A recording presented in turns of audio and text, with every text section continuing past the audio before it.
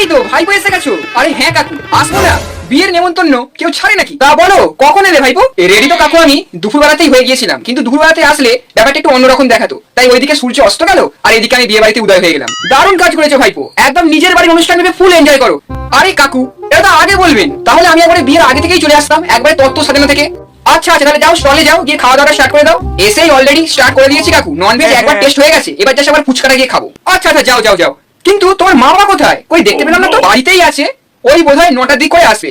আপনি বলুন কাকু, আমি যদি 9টার সময় করে আসি তাহলে আমি স্টার্টার কখন খাবো আর মেন কোর্সই বা কখন খাবো? তো সেই কারণে এই ব্যাপারটাই পুরো চাপের হয়ে যাবে না, তাই জন্যই আমি আগে থেকে চলে এলাম। খুব ভালো কাজ করেছো। আর ছেলের সাথে দেখা করেছো? কি হবে কাকু দেখা করে? দেখুন, ওর আজকে রিসেপশন আর ও আজকে একটা আলাদাই এক্সাইটমেন্টে আছে। আর এমনিতেও আমি বিয়ে বাড়িতে যদি বড় বউয়ের সঙ্গে দেখা করি না, আমার যেটা মেন কাজ সেটা হচ্ছে পেট পুজো করা, সেটাতেই আমি মেনলি ফোকাস করি। আচ্ছা হ্যাঁ, তাহলে বলো তোমারটা করে খাবো। হ্যাঁ চলুন তাহলে সাইডে।